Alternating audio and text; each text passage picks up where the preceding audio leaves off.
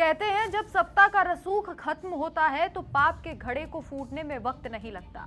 पश्चिम बंगाल में ममता बनर्जी की विदाई और शुभेंदु अधिकारी के मुख्यमंत्री बनते ही टीएमसी के सफेद पोश गुंडों के बुरे दिन शुरू हो चुके हैं। जिस कद्दावर नेता के आगे कल तक पुलिस नतमस्तक थी, आज वो सलाखों के पीछे है। पश्चिम मेदिनीपुर के देवरा से इस वक्त की सबसे बड़ी और सनसनीखेज खबर सामने आ रही है। टीएमसी अल्पसंख्यक सेल के अध्यक्ष और देवरा ब्लॉक पंचायत समिति के सबसे ताकतवर चेहरे हुमायूं कबीर को पुलिस ने गिरफ्तार कर लिया है।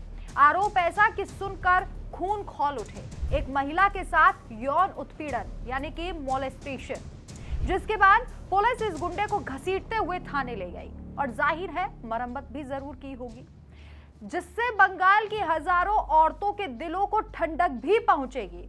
ये कोई आज का मामला नहीं है, ये पाप सालों पुराना है। लेकिन सवाल उठता है कि इतने सालों तक ये मामला क्यों दबा रहा? जब तक ममता बनर्जी सत्ता में थी तब तक हुमायूं कबीर जैसे नेताओं को टीएमसी कनेक्शन का सुरक्षा कवच मिला हुआ था। देवरा में वो पार्टी का वोट बैंक मैनेजर था जिसके खिलाफ बोलने की किसी की हिम्मत नहीं थी, और देवरा को टीएमसी का गढ़ भी माना जाता है। यहाँ से झोली भर भर कर ममता बनर्जी को मुस्लिम वोट मिलता था। बदला निजाम, बदला एक्शन। लेकिन बंगाल में जैसे ही बीजेपी और शुभेंदु अधिकारी की सरकार आई, पुलिस पर से राजनीतिक दबाव हटा, पुराने केस की फाइल खुली, सबूतों का अंबार लगा और इस बाहुबली को दबोच लिया गया। हालांकि कोर्ट में इसने रोना रोया है। अदालत ले जाते वक्त हुमायूं कबीर चिल्लाता रहा कि यह साजिश है, लेकिन जब पुलिस के पास ठोस सबूत हो तो ये विक्टिम कार्ड कभी काम नहीं आता।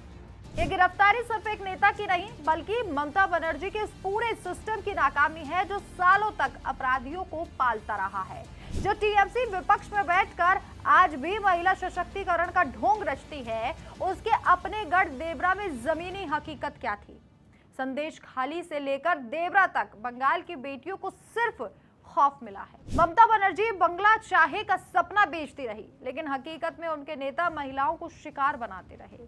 हुमायूं कबीर की गिरफ्तारी ने साबित कर दिया कि ममता राज में अपराधियों को खुला संरक्षण था। पहले से कोयला, शिक्षक भर्ती जैसे अनगिनत घोटालों और चुनावी हिंसा की मार झेल रही तृणमूल कांग्रेस के लिए एक बहुत बड़ा झटका है, क्योंकि वोट बैंक खिसक रहा है। देवरा जैसे मजबूत इलाके में हुमायूं कबीर अल्पसंख्यक वोटों का सबसे बड़ा ठेकेदार था। उसकी गिरफ्तारी से टीएमसी का बेस हिल गया है। सत्ता हाथ से जाने के बाद अब टीएमसी के बाकी विवादित नेताओं की सांसें अटकी हुई हैं कि अगला नंबर आखिर किसका होगा।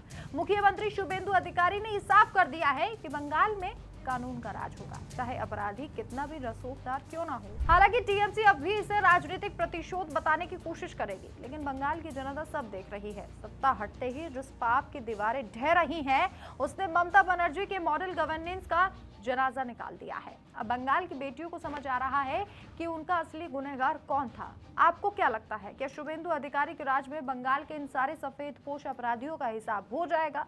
कमेंट में अपनी राय जरूर बताएं। नमस्कार।